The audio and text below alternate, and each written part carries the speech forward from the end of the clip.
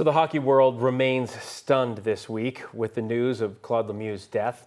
The 60-year-old former Avalanche forward took his own life in Florida earlier Thursday. Lemieux was, in a way, the architect of one of the greatest rivalries in professional sports, the Red Wings and the Avalanche, after a controversial hit in the 1996 Western Conference Final. 9 News consumer investigator and avid hockey fan Steve Staeger joins us now because you and Jeff Sautel, our chief editor, you guys are obsessed with hockey. You watch everything. But you can talk a little bit more about this rivalry because of where you're from. Yeah, so I happen to have some experience with this. Before Colorado was my home, before the Avalanche became my team, I grew up in Detroit, and I'm what my wife now likes to call a reformed Detroit Red Wings fan. She reformed me, by the way. But growing up there in the 90s, Claude Lemieux was public enemy number one, and it was all because of this hit on Red Wing Chris Draper in Game 6 of the 1996 Western Conference Final. It hit so hard, former Detroit Red Wing Darren McCarty said that he could hear the bones in Draper's face break sitting on the bench. That hit sent Draper to Denver Health, and it started a firestorm. The next season, at home in Detroit, McCarty sought revenge against Claude Lemieux in an all-out brawl at Joe Louis Arena. That famous fight brought goalies Patrick Waugh and Mike Vernon out of the creases, and these battles just continued like that for years. A little-known fact, though, is that Darren McCarty and Claude Lemieux became acquaintances once their NHL careers were over. Used to go around and share stories about all of this. And this morning on a local podcast network in Detroit, McCarty said that he was shocked to hear the news about his one-time rival turned friend. Claude Lemieux is the one person in life that has proven to me that the guy on the ice wasn't the guy off the ice. And he was loved very much. And it's just the best way for me to describe my feelings and whatever else, it's just very sad. I'm very sad.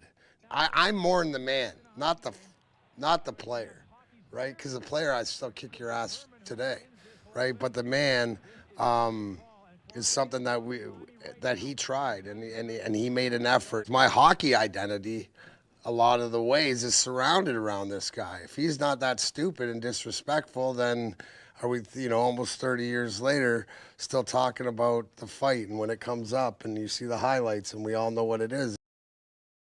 I think some Avalanche fans might disagree with McCarty's assertions there about the hit that began all of this. But man, he talked about how the two became friends. They shared birthday parties together. Darren McCarty shared some video on his Instagram page of blowing out the candles at his 50th birthday party and Claude Lemieux standing in the background. They spent a lot of time together. They were planning on playing golf this summer. He says that anyone who is feeling something needs to ask for help because we know Claude Lemieux took his own life. And just a horrifically sad story. But it just shows how much respect there was for this man, right? Like a guy that got into it with him. Yeah. And I got to admit, all the folks back in Detroit had that same feeling about Claude Lemieux, where it was like, he was public enemy number one because he was so good. Yeah. Right? And he was a pest. That's in any rivalry. People, go after the person that is the enemy number one, but you do because they have an effect.